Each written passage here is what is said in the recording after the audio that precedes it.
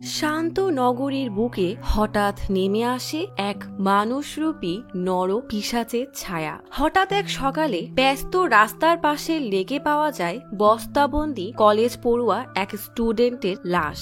আর এর ঠিক পর থেকেই প্রতি 10 দিন অন্তর অন্তর শহরের ভিন্ন ভিন্ন প্রান্তে পাওয়া যেত এমন বস্তাবন্দি লাশ। কিন্তু খুনি না কোনো ক্লু রেখে যায় আর না কোনো প্রমাণ। এমনকি তার সব ভিকটিমের চেহারা এবং পরিচয় এতটা বাজেভাবে মিটিয়ে দেয় যে পুলিশ বুঝে উঠতে পারে না আসলে কারা এই খুনির টার্গেট। এমনই এক আতঙ্কের সময় বিখ্যাত ক্রাইম নোভেলিস্টের ছেলে অর্জুন পা রাখে এই শহরে আর কাকতালীয়ভাবে জড়িয়ে যায় এই কেসের সাথে। যে খুনিকে আজ পর্যন্ত কেউ দেখেইনি তাকে খুঁজে পাওয়া কি এতটাই সহজ? খুনি এতটাই চালাক যে সাধারণ মানুষের মুখোশ পরে ঘুরে বেড়াচ্ছে খুব কাছে থেকে। তবে এই সাইকো কিলার জানেও না তার গল্প লিখছে এমন এক মানুষ যার বুদ্ধির কাছে পুরো পুলিশ ডিপার্টমেন্টও হার মানতে বাধ্য। কারণ যা আমাদেরকে দেখানো হচ্ছে তা হয়তো সত্য, আবার সত্য নাও হতে পারে। কি প্যাচ লাগিয়ে দিলাম তো? এই প্যাচ ছাড়াতে হলেই অপেক্ষা করতে হবে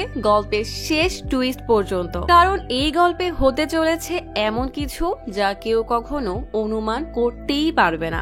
এমনই ভরপুর সাসপেন্স, রীতিমতো শক দেওয়ার মতো কিছু টুইস্ট আর ভয়ানক এক রিভেঞ্জ থ্রিলার গল্প নিয়ে আজ এক্সপ্লেইন করব সম্প্রতি মুক্তিপ্রাপ্ত মুভি মুথাল পাক্কাম, যার অর্থ প্রথম পাতা। চেন্নাই শহরের ব্যস্ত রাস্তার ঠিক মাঝের এক লেকের পাশেই পাওয়া যায় বস্তাবন্দি এক লাশ। লাশের মুখে স্মাইলির হলুদ মাস্ক পরানো। মাস্কটা সরাতেই দেখা যায় খুনি নৃশংসভাবে লাশের মুখ থেতলে দিয়েছে। স্নিফার ডগের সাহায্যে ক্রাইম স্পট থেকে কিছুটা দূরে রক্তমাখা একটা পাথর পাওয়া যায়। তার পাশেই একটা আংটি পড়ে থাকতে দেখা যায়। তার মানে এটা সেই খুনির আংটি, আর সম্ভবত খুনটা এখানে করে পরে লাশটা লেকের পাশে ফেলে দেওয়া হয়েছে। এর সব থেকে দূরে মাদুরাইতে তখন অর্জুনের বাসায় প্রেস থেকে লোক এসে জানায় অর্জুনের বাবা অনেক বড় মাপের ক্রাইম নোভেলিস্ট ছিল, তাই তারা অর্জুনের বাবার নামে 10টা আর্টিকেল লিখতে চায়। অর্জুন বলে 10টা আর্টিকেল মানে তো 1 লাখ লাগবে। লোকগুলো বিরক্ত হয়ে বলে তোমার বাবার কথা লিখলে তোমাদেরই তো সুনাম হবে, তার বদলে টাকা কেন লাগবে? আমরা সর্বোচ্চ 20,000 দিতে পারবো। বলেই টাকা দিয়ে অর্জুনকে একটা ভিজিটিং কার্ড দিয়ে বলে তোমাকে চেন্নাইতে 10 দিন থাকতে হবে, আর এই কার্ডে যার নাম লেখা আছে সে হলো রাইটার, তাকেই তুমি তোমার বাবার বিষয়ে সব জানাবে। লোকগুলো যেতেই অর্জুনের মা জিজ্ঞেস করে তুই আর তোর বাবা তো কখনোই টাকার লোভী না, তাহলে ওদের সাথে এমন ভাবে কথা বললি কেন? অর্জুন বলে আমি তো মজা করছিলাম, আসলে মানত করেছিলাম বাবার নামে মন্দিরে মিষ্টি খাওয়াবো, এই টাকায় সেই খরচটাও উঠে গেল। পরের দিন সকাল হতেই অর্জুন কার্ডে দেওয়া সেই ঠিকানায় পৌঁছাতেই দেখে এটা আসলে একটা সুন্দরী মেয়ের বাসা। অর্জুন সোয়াতিকে কার্ড দিতেই সোয়াতি বিরক্ত হয়ে সেই লোককে বলে আপনাকে কতবার মানা করেছি ভিজিটিং কার্ডে আমার অফিসের ঠিকানা দিতে, একটা ছেলে এসে আমাকে এই কার্ডটা দিচ্ছে। লোকটা বলে ও আসলে রাইটার জীবন কুমারের ছেলে, যে তোমাকে জীবন কুমারের উপর আর্টিকেল লিখতে সাহায্য করবে। অর্জুন ততক্ষণে এই বাসাকে নিজের বাসা মনে করে সোফায় বসে চিল করছে। সোয়াতি অর্জুনের এমন আচরণে বেশ অবাকই হয়। যাই হোক, একটু পর সোয়াতি অর্জুনকে নিয়ে অফিসে আসতেই সবাই সোয়াতিকে তার নতুন পাবলিশ হওয়া আর্টিকেলের জন্য শুভেচ্ছা দিয়ে বলে তুমি কৃষকদের কষ্টের ব্যাপারে যেভাবে লিখেছো সবার মন ছুঁয়ে গেছে। সোয়াতির বিষয়ে জেনে অর্জুনের তাকে বেশ ভালোই লাগে। সোয়াতি অর্জুনকে বলে আপনি আপনার বাবার জীবনের গুরুত্বপূর্ণ ঘটনাগুলো নোট করে রাখবেন, কাল আমরা লেখা শুরু করব। কিছুক্ষণ পর রামমূর্তি এসে অর্জুনকে তার থাকার খাওয়ার ব্যবস্থা করার জন্য নিয়ে যায়। শহরের অপর প্রান্তের এক বাংলো থেকে কালো পোশাকে মুখে এক পাশে পোড়া এমন অদ্ভুত দেখতে এক লোক তার কালো কুকুরকে নিয়ে গাড়িতে ওঠে। তাকে দেখে মনে হচ্ছে সে ভয়ানক কিছু একটা করতে যাচ্ছে। কিছুক্ষণ পরেই একটা ক্যাফের সামনে গাড়ি থামিয়ে দুইটা ছেলে আর মেয়েকে অদ্ভুত নজরে দেখতে থাকে। মেয়েটা ছেলেটা থেকে বিদায় নিয়ে চলে গেলেই লোকটা সেই ছেলের পিছু করতে থাকে। ছেলেটা বাইকে করে ফাঁকা এক রাস্তায় আসতেই লোকটা গাড়ি তার বাইকের পাশে নিয়েই দরজা খুলে একটা ধাক্কা দিতেই ছেলেটা চলন্ত বাইক থেকে ছিটকে রাস্তার পাশে গিয়ে পড়ে। লোকটা সাথে সাথে গাড়ি থেকে নেমে আসলে ছেলেটা তাকে দেখে প্রচুর ভয় পেয়ে যায়। কিছু বুঝে ওঠার আগেই ছেলেটার মুখের উপরে ক্লোরোফর্ম স্প্রে করলে ছেলেটা অজ্ঞান হয়ে যায়। লোকটা তাকে গাড়িতে করে পরিত্যক্ত এক ফ্যাক্টরিতে এনে বেঁধে রাখে। অদ্ভুত এক সুরে শেষ দিতে দিতে বড় এক হাতুড়ি দিয়ে ছেলেটার মাথায় পশুর মতো জোরে জোরে মারতে থাকে। পরের দিন সকাল হতেই ব্রেকিং নিউজে শোনা যায় শহরের এক ডাস্টবিনে আগের দিনের মতোই এক স্টুডেন্টের বস্তাবন্দি বিভৎস লাশ পাওয়া গেছে। 10 দিন আগেই পাট্টিনা পাকামে এমনই এক স্টুডেন্টের লাশ পাওয়া গিয়েছিল। 2 লাশের মুখেই অদ্ভুত এক মাস্ক পাওয়া গেছে। পুলিশ শহরের সব জায়গায় চেকপোস্ট বসিয়ে সেই খুনিকে খুঁজছে। অর্জুন গাড়িতে করে সোয়াতির অফিসে যাওয়ার জন্য বের হতেই হঠাৎ রাজা নামের এক চোর এসে তার চুরি করা সোনা দিয়ে বলে এগুলো সাবধানে রাখবেন। অর্জুনের পাশের মেয়েটা বলে এসব তো আমার। অর্জুনের সরল মনে মেয়েটাকে রাজার আত্মীয় মনে করে সব দিয়ে দেয়। কিছুক্ষণ পর এসআই রামাইয়া রাজাকে এসে লাঠি দিয়ে কয়েকটা বাড়ি মারতেই সে অর্জুনের কথা বলে দিতেই পুলিশ গাড়ি নিয়ে সেই গাড়িটাকে দাঁড় করায়। অর্জুন জানায় গয়নাগুলো তো সে পাশের মেয়েটাকে দিয়েছে আর সেই মেয়ে তো পথেই নেমে গেছে।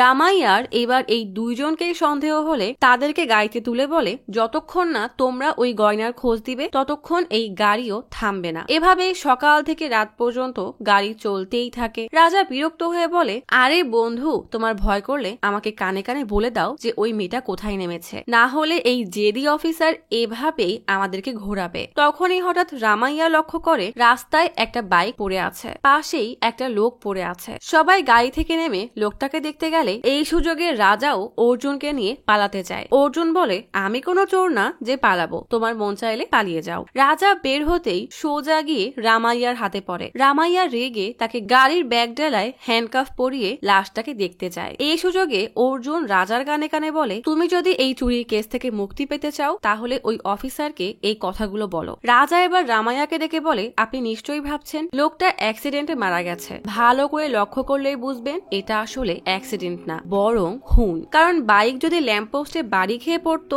তাহলে বাইকের হেডলাইটটা ভাঙা থাকতো, যেটা এখনো অক্ষত। লোকটা বাইকের পাশে পড়ে থাকতো কিন্তু সে পড়ে আছে পেছনে, তার মানে কেউ এসে তাকে রড দিয়ে বাড়ি মেরে ফেলে দেয়। ফলে বাইক গিয়ে সোজা রাস্তায় পড়ে আর লোকটা পেছনেই থেকে যায়। রাস্তায় টায়ারের মার্কও আছে। রামায়া বলে তার লোকটার মুখ থেকে ড্রিঙ্কস এর গন্ধ আসছে, এর কি গ্যারান্টি আছে যে সে মাতাল থাকায় অ্যাক্সিডেন্টটা হয়নি? রাজা বলে এমনও তো হতে পারে এটাকে অ্যাক্সিডেন্ট প্রমাণ করার জন্যই খুনি লোকটার মুখে ড্রিঙ্কস ঢেলে দিয়েছে। সামান্য চোরের এত বুদ্ধি দেখে রামাইয়া বলে কাল পোস্টমর্টম ডক্টর যদি এই একই কথা বলে তাহলে আমি তোমার এই চুরির কেসটা তুলে নিব। যদিও রামাইয়া জানে না এসব আসলে অর্জুন রাজাকে বলেছে। পরের দিন সকালে পোস্টমর্টম ডক্টরও রাজার বলা কথাগুলোই বললে রামাইয়া ভাবে রাজার মাথায় তো এত বুদ্ধি নেই যে সে এসব বলবে, তাই কথা বের করার জন্য রাজাকে বলে ডক্টর তো বলল এটা অ্যাক্সিডেন্ট, এখন তোকে কি করব তুই সেটা বল। রাজা রেগে অর্জুনকে বলে তুমি আমাকে মিথ্যা কেন বললে? অর্জুন বলে এটা কোনোভাবেই অ্যাক্সিডেন্ট হতেই পারে না। রামাইয়া বুঝে যায় অর্জুন সাধারণ কেউ না, তাই জিজ্ঞেস করে কে তুমি আর এখানে কি করছো? অর্জুন জানায় সে বিখ্যাত ক্রাইম নোভেলিস্ট জীবন কুমারের ছেলে, এখানে বাবার বিষয়ে আর্টিকেল লেখায় সাহায্য করতে এসেছে। রামাইয়া নিজেও জীবন কুমারের অনেক বড় ভক্ত, তাই খুশি হয়ে জিজ্ঞেস করে সবই যখন জেনে গেছো এবার এটাও বলে দাও যে খুনটা কে করেছে। অর্জুন বলে সেটা জানতে হলে আমাকে আপনার তদন্তে সাথে রাখতে হবে। রামাইয়া এবার অর্জুনকে সাথে নিয়েই মৃত লোকটার স্ত্রীকে জিজ্ঞাসাবাদ করতে ডাকে। সে কান্না করতে করতে জানায় তার স্বামীর কারোর সাথে কোনো শত্রুতা ছিল না, এমনকি তাদের বড় কোনো লোনও ছিল না। মহিলাকে এত কান্না করতে দেখে রামাইয়া তাকে বাসায় পাঠিয়ে লোকটার 4 জন খুব কাছের বন্ধুকে জিজ্ঞাসাবাদ করতে ডাকে। সবাই জানায় লোকটা অনেক ভালো মানুষ ছিল, কখনো কারোর সাথে খারাপ ব্যবহারও করেনি। অর্জুন হঠাৎ কনস্টেবলকে বলে সবার জন্য চা নিয়ে আসতে। সবাইকে এক এক করে চা দেওয়া হলে সবাই চা পান করে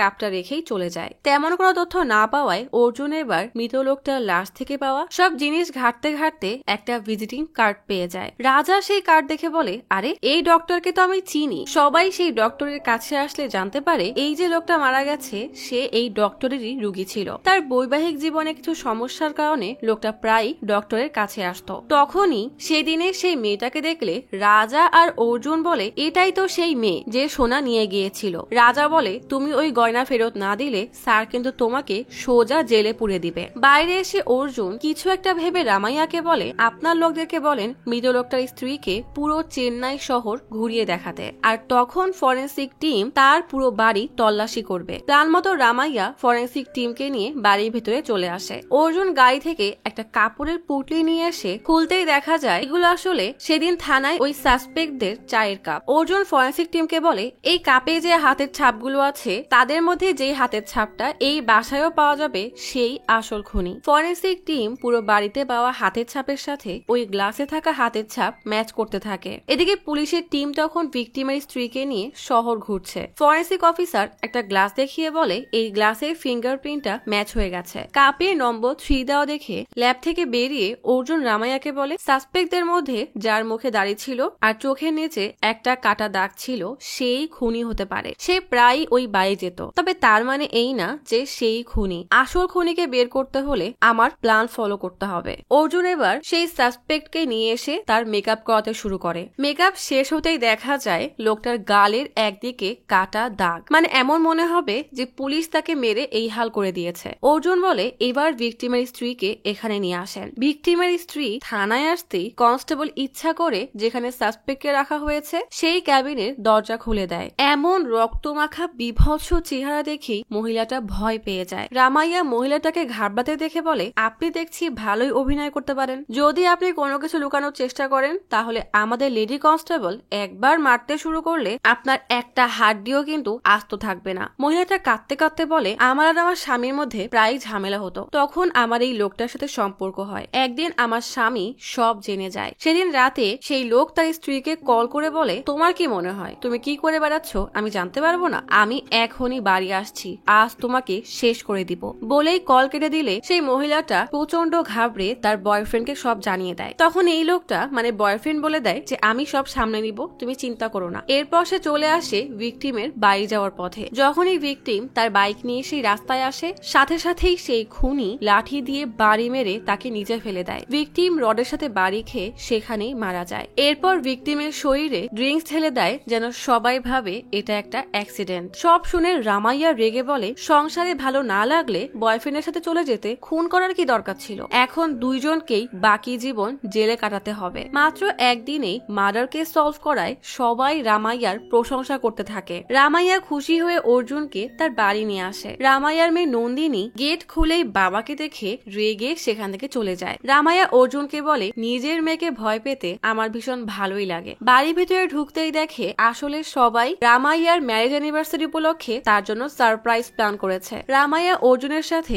নন্দিনীর পরিচয় করিয়ে দিলে নন্দিনী বলার আগেই অর্জুন নন্দিনীর বান্ধবীদের নাম বলে দেয়। নন্দিনী অবাক হয়ে জিজ্ঞেস করে, আপনি কিভাবে জানলেন? অর্জুন বলে, সবার নাম তো গিফট বক্সের উপরেই আছে। আসলে ভালো মতো সবকিছু দিকে নজর রাখলেই সহজেই সব বোঝা যায়। পরের দিন অর্জুনের বাবাকে নিয়ে লেখা সোয়াতির আর্টিকেল দেখে মা অর্জুনের ফোন থেকে সোয়াতিকে ধন্যবাদ জানায়। এভাবে অর্জুন আর সোয়াতির বন্ধুত্ব বাড়তে থাকে। শহরের আর এক প্রান্তে আরো একটা বস্তা বন্দি লাশ পাওয়া যায়। আর এবারের এই স্পটটা ছিল রামাইয়ার এরিয়ার মধ্যে। রামাইয়া ক্রাইম স্পটে আসতেই দেখে আগের মতোই একই রকম ভাবে লাশের মুখ থেতলে মুখে স্মাইলি মাস্ক পরানো হয়েছে। রামাইয়া এই কেসের কোনো কুল কিনারা না পেয়ে অর্জুনকে কল করে আসতে বলে। কিছুক্ষণ পর ফরেন্সিক টিম এসে সব স্যাম্পল কালেক্ট করতে গেলেই রামাইয়া বলে, একজন এক্সপার্ট আসছে, সে আসার আগে দয়া করে কোনো কাজ শুরু করবেন না। ঠিক তখনই অর্জুন ভিড় ঠেলে ক্রাইম স্পটে আসে। রামাইয়া ফরেন্সিক টিমকে তাদের কাজ শুরু করতে বলে। ফরেন্সিক অফিসার লাশের মুখের উপরে থাকা মাস্ক সরাতেই মেয়েটার বিভৎস চেহারা দেখা যায়। অর্জুন বরাবরের মতোই কান চুলকে লাশটা পর্যবেক্ষণ করে বলে, বেশ প্ল্যানিং করেই খুনটা করা হয়েছে। খুনি আগে থেকেই এই জায়গার ব্যাপারে অনেক ভালো করেই জানতো যে মেয়েটা যতই চিৎকার করুক না কেন কেউ সেটা শুনতে পাবে না। মেয়েটার পোশাক দেখে মনে হচ্ছে সে কোনো প্রাইভেট কোম্পানিতে চাকরি করে আর তাকে বাড়ি ফেরার সময় কিডন্যাপ করা হয়েছে। খুনি তার সাথে সকল প্রকারের প্রমাণ নিয়ে গেছে যেটা দিয়ে এই মেয়েটার ঠিকানা বা পরিচয় খুঁজে বের করা যেত। এমনকি খুনি এখানে কোনো ফিঙ্গারপ্রিন্টও রেখে যায়নি। ঠিক তখনই একজন ফরেন্সিক অফিসার বলে, এখানে এই মেয়ে ছাড়া আর কারোর ফিঙ্গারপ্রিন্ট বা ফুটপ্রিন্ট পাওয়া যায়নি। অর্জুন বলে, খুনি লাশের উপরে মাস্ক রেখে গেছে, তার মানে এমন কেস অন্য কোথাও অবশ্যই আছে, সেটা তাড়াতাড়ি খুঁজে বের করেন। রামাইয়া দ্রুত কনস্টেবল মুল্লিকে বলে, চেন্নাইতে এরকম আর কয়টা মার্ডার কেস আছে সেই ব্যাপারে আমার সব বিস্তারিত লাগবে। কিছুক্ষণ পর মুল্লি জানায়, তিন্ডিবানাম রেলওয়ে স্টেশনে ঠিক একই রকমের একটা মার্ডার কেস হয়েছে। কেসের তদন্ত এখনো চলছে। ইন্সপেক্টর উমা দেবী আপনার নম্বরে করে সব ডিটেলস পাঠিয়ে দিয়েছে। অর্জুন আর রামাইয়া বাইকে করে থানায় যাওয়ার পথে রামাইয়া বলে সাসপেক্ট কখনো কোনো এভিডেন্স ক্রাইম স্পটে রেখে যাবে না যেন তাকে চেনা যায়, কিন্তু এই খুনি উল্টা মেয়েটার মানে ভিকটিমের আইডেন্টিটি নষ্ট করলো। এমন কেন করেছে? অর্জুন বলে যেন আমরা এখন এই মেয়েটার পরিচয় খুঁজতে ব্যস্ত হয়ে যাই আর খুনি ওইদিকে আর একটা খুনের প্ল্যান করতে পারে। কথা বলতে বলতে অর্জুন একটা রেস্টুরেন্টের সামনে দাঁড়াতেই রামাইয়া অবাক হয়ে জিজ্ঞেস করে তুমি এখানে কেন থামলে? অর্জুন কোনো কথা না বলেই রেস্টুরেন্টের ভেতরে ঢোকে। কাউন্টারে থাকা লোকটা অর্জুনকে জিজ্ঞেস করে কি হয়েছে। অর্জুন রামাইয়ার মানি ব্যাগ থেকে তার পুলিশের আইডি কার্ড বের করে বলে আমাদের বিকাল 5টা থেকে 5:30টার সিসিটিভি ফুটেজ লাগবে। অর্জুন ফুটেজটা ভালো করে দেখে রামাইয়াকে বলে মেয়েটা তার বিল ইউপিআই দিয়ে পেমেন্ট করেছে, তার মানে এদের কাছে ওর ইউপিআই আছে। সেটা নিয়ে সাইবার ক্রাইম ডিপার্টমেন্টকে বলুন মেয়েটার অ্যাড্রেস খুঁজে বের করতে। অর্জুন কাউন্টারে থাকা লোকটাকে মেয়েটার ইউপিআই দিতে বললে রামাইয়া দ্রুত তার ছবি তুলে সাইবার ডিপার্টমেন্টকে পাঠিয়ে দেয়। রেস্টুরেন্ট থেকে বেরিয়ে রামাইয়া অর্জুনকে জিজ্ঞেস করে তুমি কিভাবে জানলে যে মেয়েটা এই রেস্টুরেন্টে এসেছিল? অর্জুন বলে মেয়েটার ব্যাগে একটা ফ্রেশ টিস্যু পেপার ছিল, টিস্যু পেপারের উপরে এই রেস্টুরেন্টের লোগো দেওয়া ছিল। এরকম রেস্টুরেন্ট ক্রাইম সিনের আশেপাশে কেবল 4টা জায়গায় আছে, তাছাড়াও মেয়েটার জুতোয় অনেক ময়লা লেগেছিল। আমরা এখন যেই রেস্টুরেন্টে গিয়েছিলাম সেখানে কিছু রেনোভেশনের কাজ চলছে, তাই কিডন্যাপার হয়তো এখান থেকেই মেয়েটাকে কিডন্যাপ করেছে। সাইবার ডিপার্টমেন্টের পাঠানো অ্যাড্রেস অনুযায়ী 2 জন ভিকটিমের বাসায় আসলে রামাইয়া দরজায় কলিং বেল দিতেই একটা বয়স্ক মহিলা আসে। রামাইয়া জিজ্ঞেস করে এটা কি সৃজার বাড়ি? সৃজার মা বলে সে তো আমার মেয়ে, বর্তমানে একটা টিভি চ্যানেলের রিপোর্টার। রামাইয়া ইতস্তত করে বলে আপনার মেয়ে আর বেঁচে নেই। মেয়ের মৃত্যুর খবর শুনে মা কান্নায় ভেঙে পড়ে। রামাইয়া আর অর্জুন সৃজার অফিসে আসলে ম্যানেজার জানায় সৃজা আমাদের কোম্পানিতে প্রায় 2 বছর আগে জয়েন করেছিল। মেয়েটা অনেক ভালো ছিল, তার এমন মৃত্যুর খবর শুনে আমার তো বিশ্বাসই হচ্ছে না। আসলে এই চাকরিতে পলিটিশিয়ান, বিজনেসম্যান সবাইকে নানা রকমের প্রশ্ন করতে হয়, তাই বলা যায় এরা সবাই আমাদের শত্রু। বলেই রামাইয়াকে তার ভিজিটিং কার্ড দিয়ে বলে যে কোনো সময় কল করতে পারেন। রামাইয়া ট্রাফিক পুলিশের থানায় আসতেই এসআই রামাইয়াকে বলে এই ফাইলে আমাদের তদন্তের সব ডিটেইলস আছে। তখনই অর্জুন সেখানে আসলে রামাইয়া অর্জুনের সাথে সবাইকে পরিচয় করিয়ে দেয়। এসআই জিজ্ঞেস করে ইনি এখন বর্তমানে কোন ডিপার্টমেন্টে আছে? রামাইয়া বলে সে আসলে পুলিশে চাকরি করে না, তবে তার বাবা ফেমাস ক্রাইম নোভেলিস্ট জীবন কুমার। এসআই বিরক্ত হয়ে বলে আমি ভেবেছিলাম কোনো হাই র্যাঙ্ক অফিসার এই কেসটা সামলাবে, সে হয়তো আপনার কাছে শার্লক হোমস হতে পারে, কিন্তু আমি এমন কাউকে বিশ্বাস করতে পারবো না। বলেই সবাই উঠে চলে যায়, কিন্তু উমা দেবী তখনও বসে থাকে। উমা রামাইয়াকে বলে একজন পুলিশ অফিসার হয়েও আপনি একজন বাইরের কাউকে পরিচয় করিয়ে দিচ্ছেন, তার মানে নিশ্চয়ই তার মধ্যে কোনো ট্যালেন্ট আছে। যাই হোক, আমাদের আসল টার্গেট হলো খুনিকে খুঁজে এই মার্ডার গুলো বন্ধ করা, সেটা যেভাবেই হোক না কেন। বলেই প্রজেক্টরে একটা বস্তার ছবি দেখিয়ে বলে ভোর 5টার সময় আমাদের কাছে কমপ্লেইন আসে যে এই বস্তার মধ্যে হয়তো কোনো ডেড বডি আছে। চেক করতেই আমরা জানতে পারি ভিকটিম একজন ছেলে আর সে স্টুডেন্ট। ক্রাইম স্পট থেকে পাওয়া ব্লাড স্যাম্পল হুবহু ওই ডেড বডির সাথে ম্যাচ করে। ক্রাইম স্পটে একটা আংটি খুঁজে পাই যার ভেতরে JAS লেখা ছিল। আমরা খোঁজ নিয়ে জানতে পারি সেই আংটিটা জয় শঙ্কর জুয়েলার্সে বানানো হয়েছিল। প্রায় 1 বছর আগেই তারা ওই ডিজাইনটা বানানো বন্ধ করে দিয়েছে, তবে মতিলাল নামের কেউ একজন ওই আংটিটা কিনেছিল। আমরা যদি মতিলালের ঠিকানা খুঁজে পাই তাহলে আসল ক্রিমিনালকে ধরতে পারবো। তখনই সেই খুনি থানায় এসে বাইরে বসে থাকা অফিসারকে গাড়ি নম্বর দিয়ে বলে এটা আমার গাড়ি। অফিসার ধমক দিয়ে বলে তোমার কি কোনো কমন সেন্স নাই, যেখানে সেখানে গাড়ি পার্ক করে রাখো। অফিসার কনস্টেবলকে ডেকে সেই লোকের নামে চালান কাটতে বলে। কনস্টেবল নাম জিজ্ঞেস করতে লোকটা বলে তার নাম মতিলাল। ভিতরে ক্যাবিনে থাকা অর্জুন উমাকে বলে মতিলাল এই খুনগুলো করতেই পারে না, কারণ লাস্ট মার্ডারে সে একটাও এভিডেন্স ছাড়েনি। খুনি আসলে ওই আংটিটা ক্রাইম স্পটে রেখেছে আমাদের মনোযোগটা অন্যদিকে নেওয়ার জন্য। উমা বলে তোমার কথায় যুক্তি আছে, যদি মতিলালই আসল খুনি হয় তখন কি হবে? অর্জুন বলে এসবের উত্তর জানতে আমাদেরকে আগে মতিলালকে খুঁজে বের করতে হবে।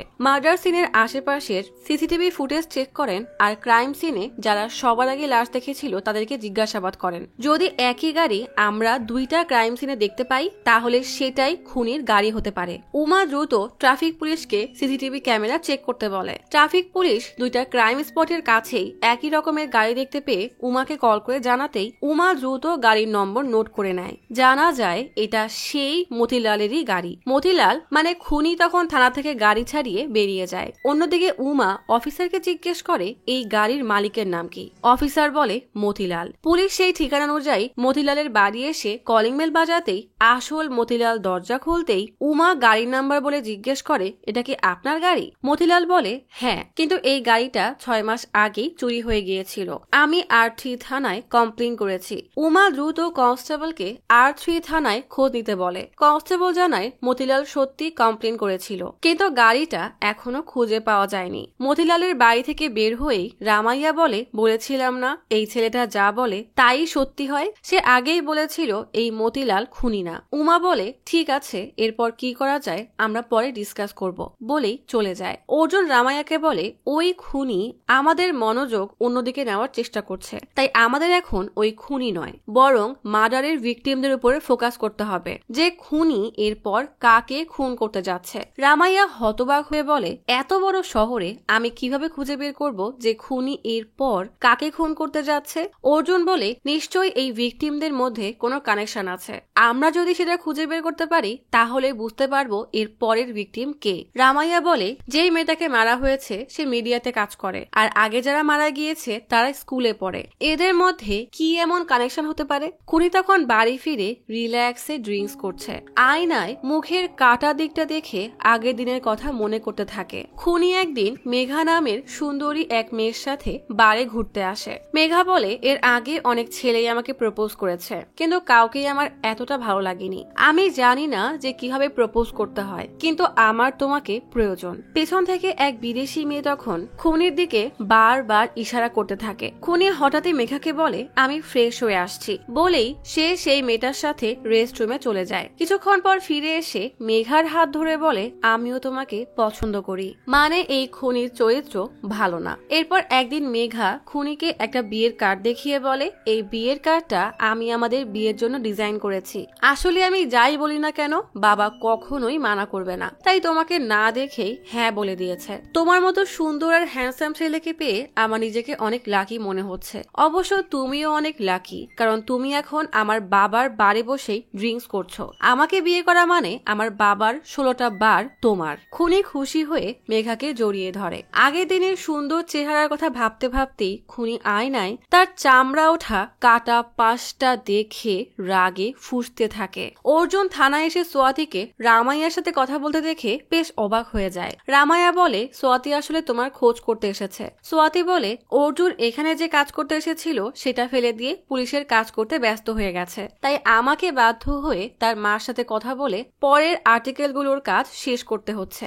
বলে এসে চলে যেতে গেলে রামাইয়া বলে ফ্রি থাকলে তুমি আমার সাথে আমার বাসায় যেতে পারো। এরপর তারা সবাই রামাইয়ার বাড়ি আসে। নন্দিনী আর রামাইয়ার স্ত্রীর সাথে বেশ হাসি তামাশায় আর আনন্দে তাদের দিনগুলো কাটতে থাকে। ধীরে ধীরে এরা দুজন রামাইয়ার পরিবারের একটা অংশ হয়ে যায়। একদিন সবাই মিলে রেস্টুরেন্টে লাঞ্চ করতে আসলে নন্দিনী একটা কোল্ড ড্রিঙ্কস নিতে যায়। খুনিও তখন সেই রেস্টুরেন্টে বসে তার পরবর্তী টার্গেটকে খুঁজছে। নন্দিনী তার পাশ কাটিয়ে যেতেই তার নজর পড়ে নন্দিনীর উপরে।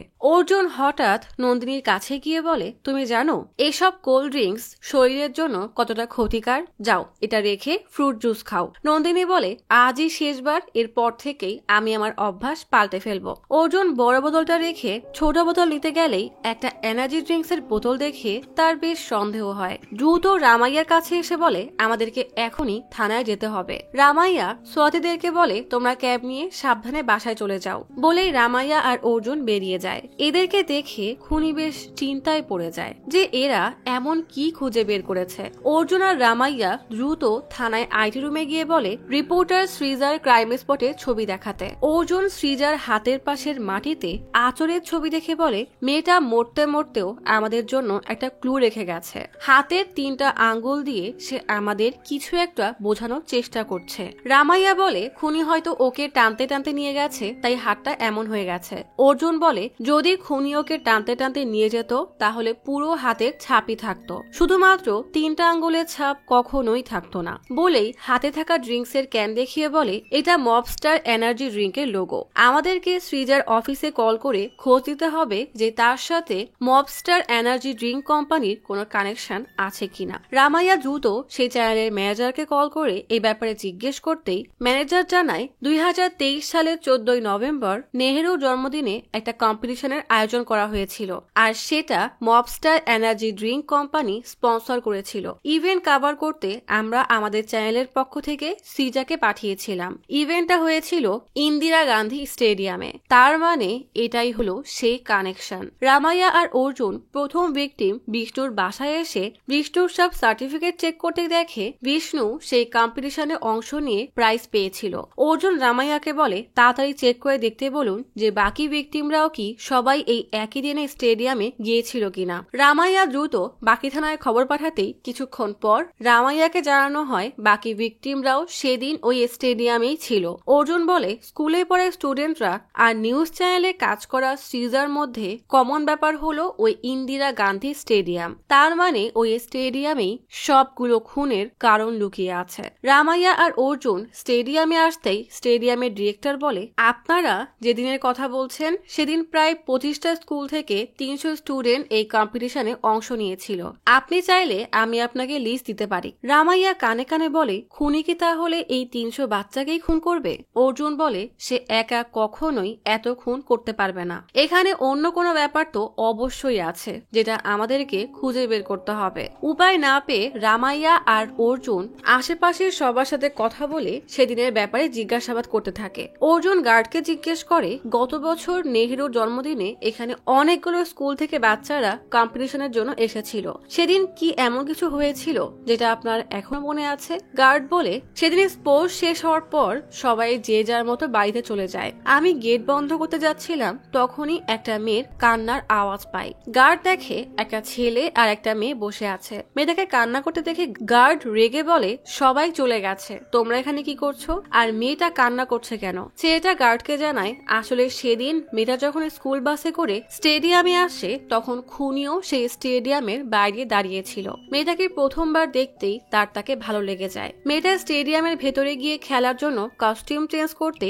চেঞ্জিং রুমে যায়। এই সুযোগে খুনি সবার চোখের আড়ালে চেঞ্জিং রুমে ঢুকে পড়ে। কিছুক্ষণ পর মেয়েটার চিৎকারের আওয়াজ শোনা যায়। সে কান্না করতে করতে চেঞ্জিং রুমের বাইরে আসে। সবাই দৌড়ে গিয়ে জিজ্ঞেস করে কি হয়েছে। মেয়েটার ইশারায় সেই খুনিকে দেখায়। মেয়েটার বন্ধু বান্ধব আর সৃজাও খুনিকে মারতে থাকে। মারতে মারতে তার এমন অবস্থা করে যে তার মুখের এক পাশে চামড়া ছিলে উঠে যায়। অবশেষে কোচ এসে তাদেরকে থামিয়ে সবাইকে সরিয়ে দেয়। খুনি রাগী চোখে সবার দিকে তাকিয়ে থাকে। বিষ্ণু রেগে বলে এরপর তোর এই মুখ আর আমাদেরকে দেখাবি না। সেই ঘটনার পরে খুনি তার গার্লফ্রেন্ড মেঘার সাথে দেখা করতে আসলে তার মুখের এমন বেহাল দশা দেখে মেঘা বলে আমি কেন তোমাকে ভালোবাসি আর কেন বা বিয়ে করতে চাই সেটা তুমি খুব ভালো করেই জানো। তুমি এখন আর আগের মতো হ্যান্ডসাম নেই, আর আমি এত বোকা নই যে তোমার এই বাজে চেহারা সহ তোমাকে মেনে নিয়ে নিজের জীবনের বলিদান দিয়ে দিব।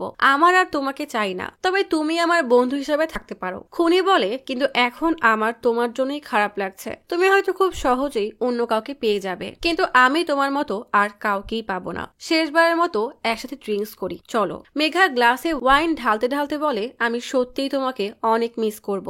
বেশ কিছুক্ষণ পর মেঘা নেশার ঘরে বেহুশ হয়ে গেলে খুনি একটা ওড়না দিয়ে তার গলা পেঁচিয়ে তাকে সেখানেই মেরে ফেলে। রামাইয়া আর অর্জুন সেই মেয়েটার সাথে দেখা করতে যায় যার সাথে খুনি সেদিন বাজে আচরণ করেছিল। রামাইয়া মেয়েটাকে জিজ্ঞেস করে তোমার সাথে সেদিন যেই ছেলেটা ছিল তার নাম কি? মেয়েটা বলে তার নাম অরুণ। আমরা বাড়ি বদলানোর পর ওই স্কুলটাও চেঞ্জ করে ফেলি, কিন্তু অরুণ এখনো আগের স্কুলেই আছে। রামাইয়া মেয়েটার বাড়ি থেকে বের হয়ে বলে প্রথমত আমরা খুনির খুন করার আসল কারণটা জেনে গেছি, আর আমরা যেমনটা ভাবছিলাম সে আসলে তেমন সাইকো কিলার না। অর্জুন বলে আরেকটা ব্যাপার হলো আমরা এখন জানি সে কাদেরকে খুন করতে চায়। খুনের পরবর্তী টার্গেট হলো অরুণ।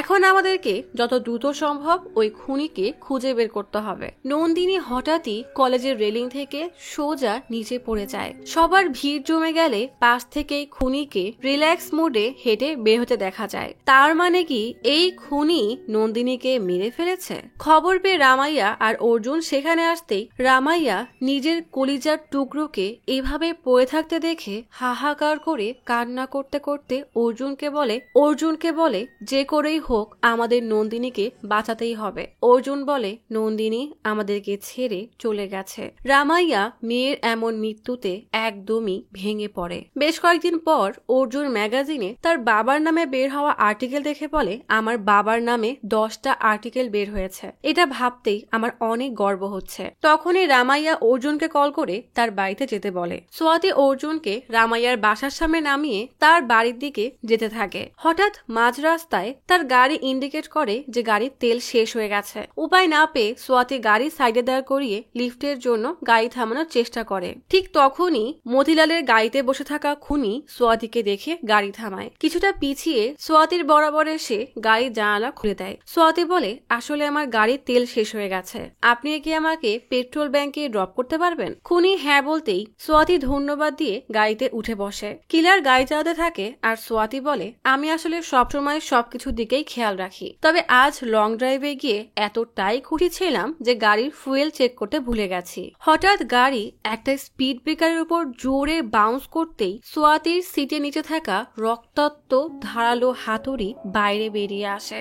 এটা দেখতেই সে বেশ ভয় পেয়ে গেলেও মুখে কিছুই বলে না। এতক্ষণ ধরে গাড়ি অন্ধকারের মধ্যে থাকলেও হঠাৎ বাইরের আলো পড়তেই সোয়াতি খুনির মুখের একপাশে বিভৎস দাগ দেখে আরো ভয় পেয়ে যায়। খুনি জিজ্ঞেস করে হঠাৎ চুপ করে গেলেন কেন? সোয়াতি বলে আসলে আমার অনেক গরম লাগছে। সোয়াতি নিজেকে শান্ত রাখার চেষ্টা করতে থাকে। তখনই খুনি পুলিশের চেকপোস্ট দেখে গাড়ি থামায়। খুনি ড্রিঙ্কস করে গাড়ি চালাচ্ছে কিনা দেখতে পুলিশ চেক করতে থাকে। পাশ থেকে সোয়াতি ইশারা করে খুনির বিষয়ে বোঝানোর চেষ্টা করে, কিন্তু পুলিশ তার ইশারা বুঝতে পারে না। তাই সোয়াতি উপায় না পেয়ে দরজা খুলেই দৌড়ে অফিসারের কাছে গিয়ে বোঝানোর চেষ্টা করে যে গাড়িতে রক্তমাখা হাতুড়ি আছে। পুলিশ টের পেয়ে গেছে বুঝে খুনি গাড়ি থেকে নেমে উল্টো পুলিশকেই মারতে থাকে। এদিকে সোয়াতি হাতের কাছে ওয়াকি টকি পেয়ে সেটা নিয়ে সাইডে চলে যায়। দ্রুত সে অর্জুনকে কল করতে থাকে, কিন্তু ফোন সাইলেন্ট থাকায় অর্জুন টেরই পায় না। এদিকে খুনি শেষ পুলিশ অফিসারকে মেরে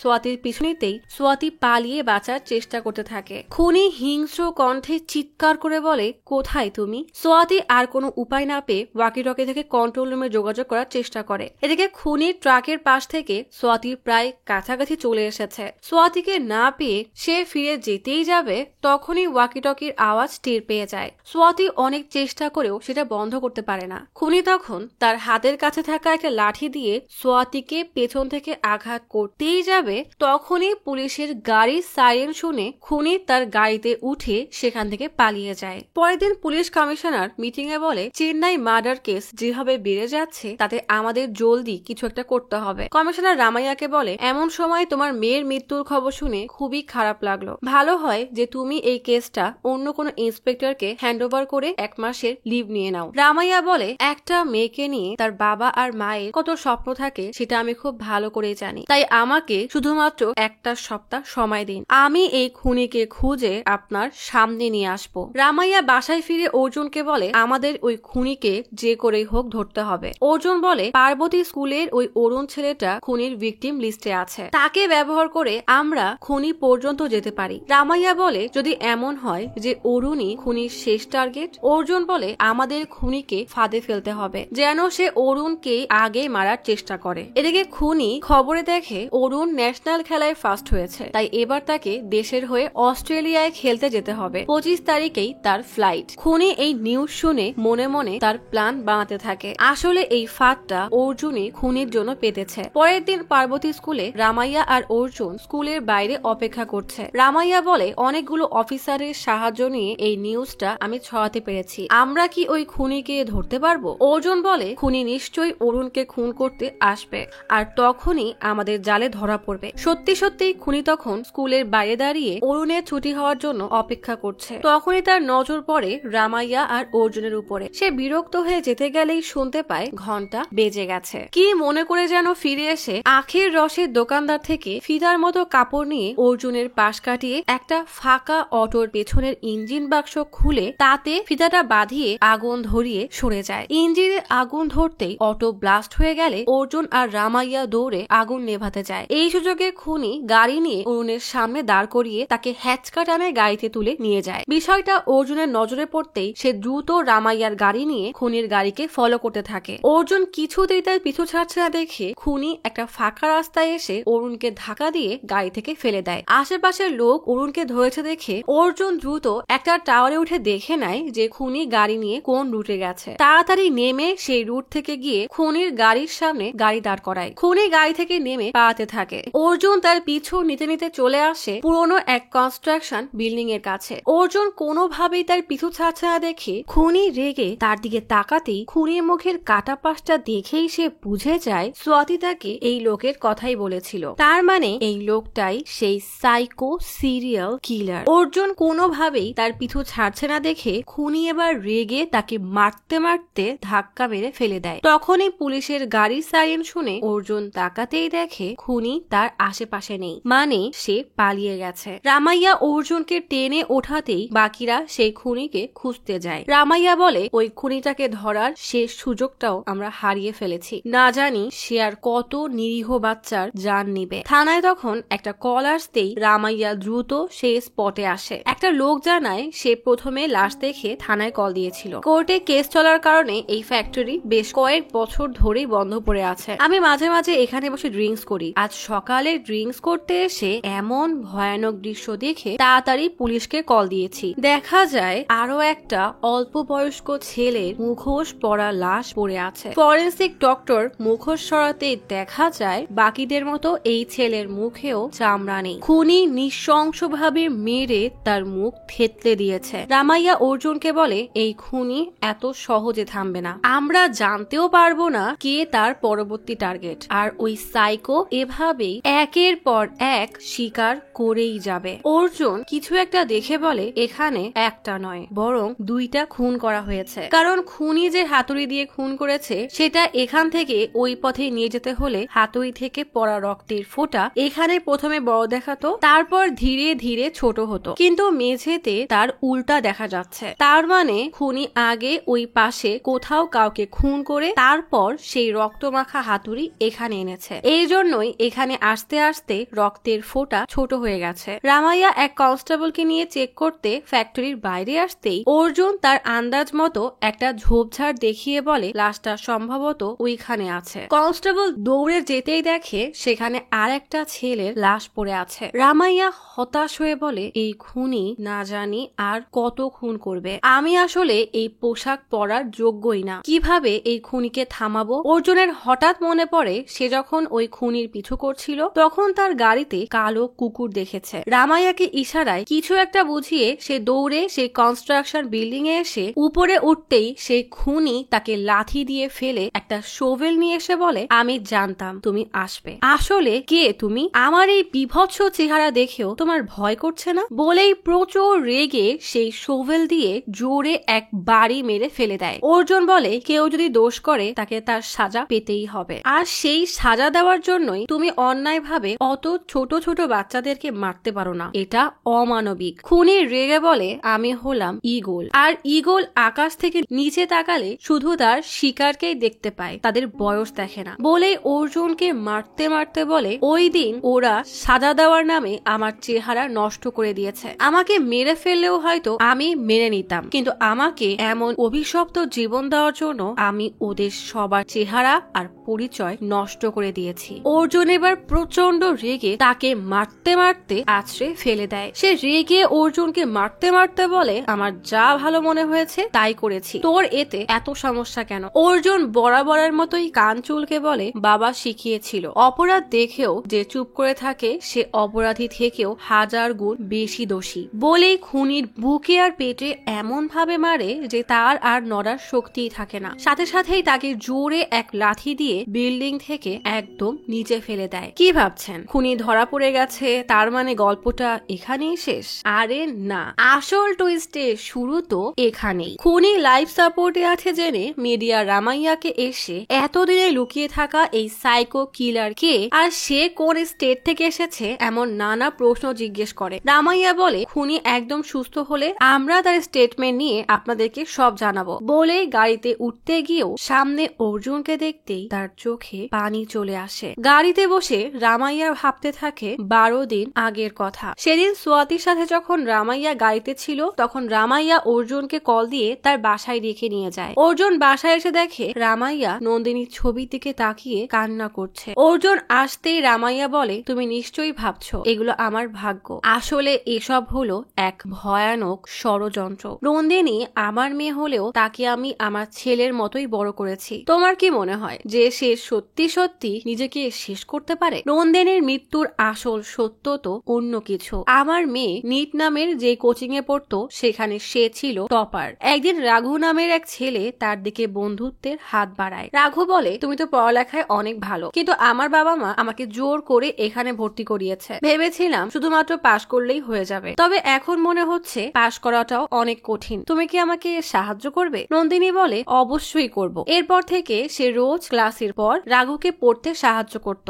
একদিন নন্দিনী রাঘুর সাথে রামাইয়াকে পরিচয় করিয়ে দেয়। এভাবেই তাদের দিনগুলো বেশ ভালোই কাটছিল। একদিন নন্দিনী দেখে রাঘু মন খারাপ করে বসে আছে। তার কাছে গিয়ে মন খারাপের কারণ জিজ্ঞেস করতেই রাঘু বলে সে তার অ্যাডমিট কার্ড হারিয়ে ফেলেছে আর কোনোভাবেই মনে করতে পারছে না সেটা কোথায় রেখেছে। সোশ্যাল মিডিয়া এমনকি গ্রুপেও পোস্ট করে দিয়েছে কিন্তু কোনো খোঁজ পায়নি। নন্দিনী বলে চলো আমরা গিয়ে আমার বাবাকে বলি, সে ঠিকই কোনো ব্যবস্থা করে দিবে। তখনই একজন কল দিলে রাঘু বিরক্ত হয়ে বলে এও নিশ্চয়ই আমার মজা নেওয়ার জন্য কল দিয়েছে। নন্দিনী ফোনটা নিয়ে তার সাথে কথা বলতেই লোকটা জানায় রাঘুর অ্যাডমিট কার্ড তার কাছে। নন্দিনী ফোনটা রাঘুকে দিতেই লোকটা রাঘুকে বলে আমি জানি এই অ্যাডমিট কার্ড তোমার জন্য কতটা গুরুত্বপূর্ণ, তাই 10,000 টাকা নিয়ে আমার বলা ঠিকানায় দেখা করো, না হলে আমি এটা ছিঁড়ে ফেলবো। বাধ্য হয়ে রাঘু নন্দিনীকে নিয়ে বাইকে করে সেই জায়গার উদ্দেশ্যে বেরিয়ে পড়ে। নন্দিনী বলে চিন্তা করো না, একবার ওই অ্যাডমিট কার্ড আমাদের হাতে আসুক, তারপর ওই লোকের কি করতে হবে তা আমি খুব ভালো করেই জানি। নন্দিনীর কথা শুনতে পেছনে তাকাতেই আচমকা সামনে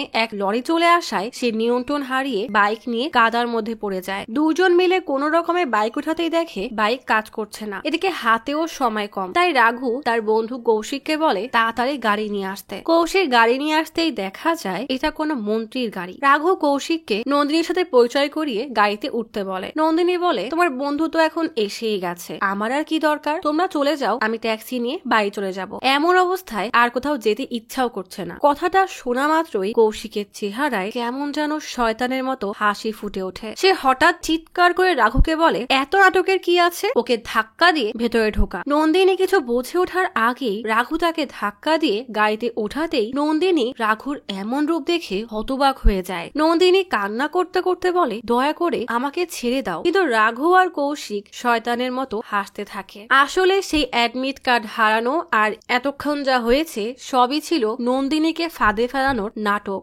গাড়ি কিছু দূর এগিয়ে চেকপোস্টের কাছে আসতেই দুইজন ভয় পেয়ে যায়। রাঘু দ্রুত নন্দিনীর মুখ চেপে নিজেও মাথা নিচু করে রেখে দেয় যেন কেউ তাদেরকে দেখতে না পায়। ড্রাইভিং সিটে এত ছোট ছেলেকে দেখে অফিসার রেগে কৌশিককে গাড়ি থেকে নামিয়ে দাঁড় করিয়ে তার কাছে ড্রাইভিং লাইসেন্স চায়। তখনই রামাইয়া সেখানে আসলে এসব দেখে অফিসারকে বলে এ মনে হয় কলেজে তাড়াতাড়ি যাওয়ার জন্য বন্ধুর গাড়ি নিয়ে বেরিয়ে পড়েছে, এখনই এই রাস্তা দিয়ে মিনিস্টারের গাড়ি যাবে, তাড়াতাড়ি ওকে ছেড়ে দাও। কৌশিক দ্রুত গাড়িতে উঠতেই রামাইয়ার হঠাৎ কি মনে হতেই আবারও কৌশিকের কাছে এসে জিজ্ঞেস করে সামনে পতাকা লাগানো মানে তুমি মিনিস্টারের গাড়ি নিয়ে ঘুরছো, তোমার বাবার নাম কি? কৌশিক বলে মিস্টার ইলঙ্গু। এবার সে রেগে বলে তোমার মতো ছেলেদের জন্যই বাবাদের বদনাম হয়, এখনই কোর্টে গিয়ে জরিমানা দিয়ে চালান নিবে, আর কোনোদিন যেন তোমাকে সরকারি গাড়ির অপব্যবহার করতে না দেখি। পেছনের সিটে নন্দিনীর চোখ থেকে টপ টপ করে পানি পড়তে থাকে। সে অসহায়ের মতো বাবার দিকে তাকিয়ে থাকে, কিন্তু পেছনের গ্লাস থেকে ভেতরে কিছুই দেখা না যাওয়ার কারণে রামাইয়া বুঝতেই পারে না যে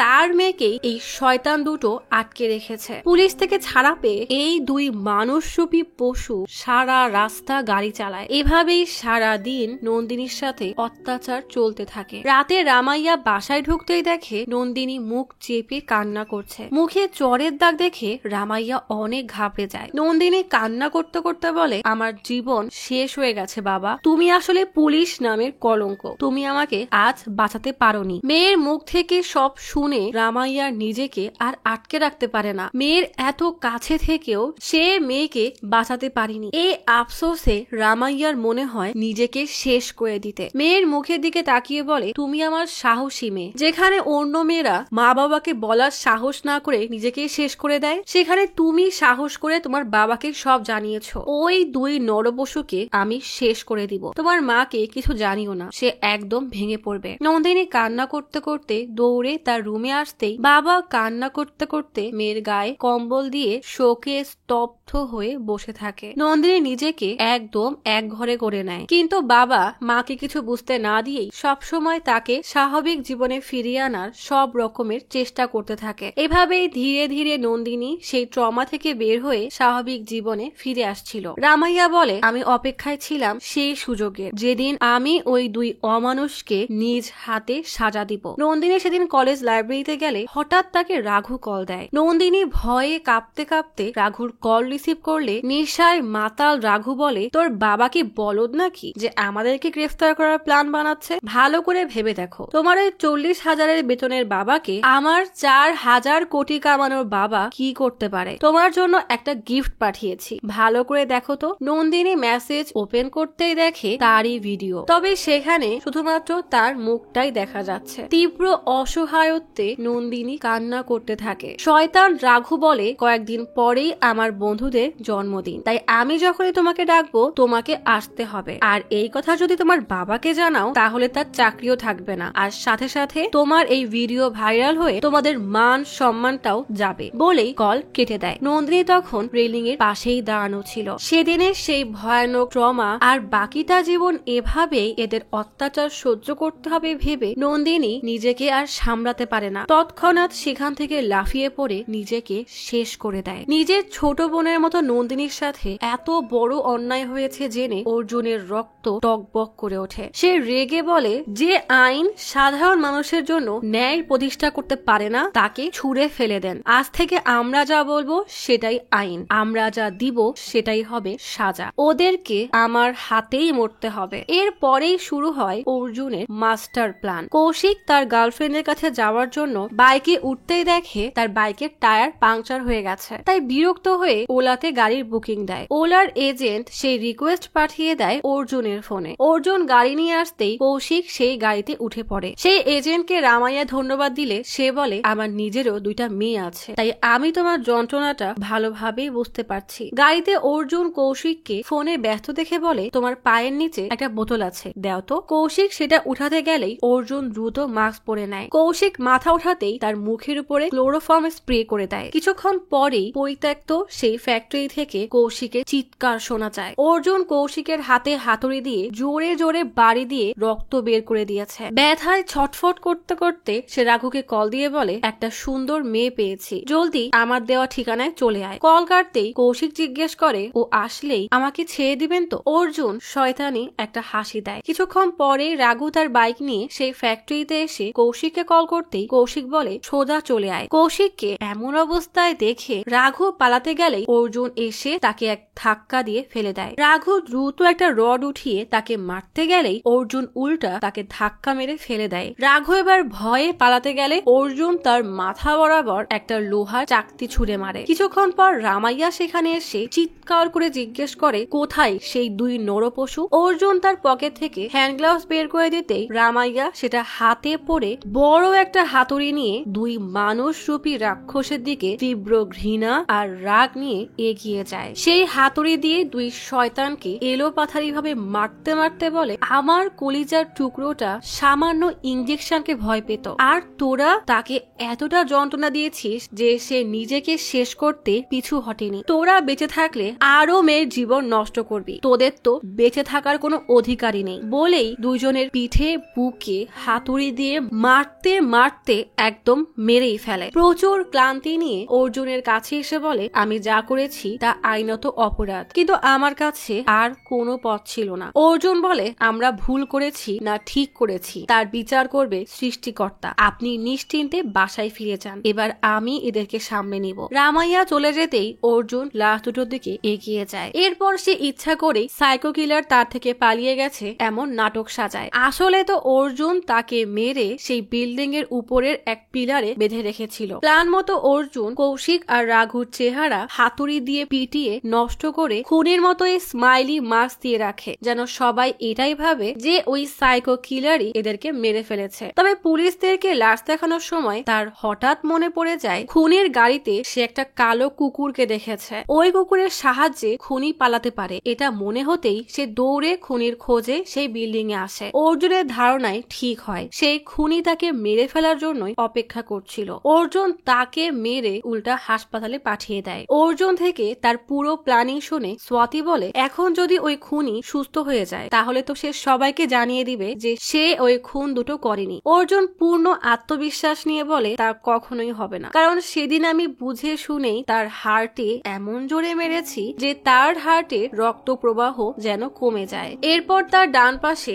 এত জোরে আঘাত করি যেন লিভারে রক্ত সরবরাহ কমে যায়। এরপর পেটে মেরে তার ডান আর বাম অ্যাট্রিয়াম ব্লক করে দেই, যেন পুরো শরীরে ঠিক মতো রক্ত যেতে না পারে। তাই তার পক্ষে 48 ঘন্টার বেশি বেঁচে থাকা সম্ভব না। হয়ও ঠিক তাই, হাসপাতালে সেই খুনি তখন শেষ নিঃশ্বাস ত্যাগ করে। আর সাথে সাথেই ব্রেকিং নিউজে বলা হয়, চেন্নাই শহরকে আতঙ্কে ডুবিয়ে রাখা সেই সাইকো কিলার আজ সকাল 7টায় মারা গেছে। অর্জুনকে তারই বাবার নোভেলের লেখাগুলোকে বাস্তবে করতে দেখে সোয়াতি তার প্রেমে পড়ে যায়। কয়েকদিন পর ভয়ানক এই সাইকো কিলারকে ধরার জন্য রামাইয়াকে অ্যাওয়ার্ড দেওয়া হয়। রামাইয়া বলে, কোনো প্রফেশনাল সার্টিফিকেট ছাড়াই অর্জুন আমাকে এই কেসে যেভাবে সাহায্য করেছে সেটা সত্যি প্রশংসনীয়। তাই আমি চাই আমাদের ডিপার্টমেন্ট যেন তাকে প্রাইভেট ডিটেকটিভ হিসাবে অ্যাপয়েন্ট করে। কয়েকদিন পরে চেন্নাইয়ের আরেক থানা থেকে অর্জুনকে কল দিয়ে কেস সলভ করার জন্য ডাকা হয়। আর এভাবেই কেটে যায় অর্জুনের বাকিটা জীবন।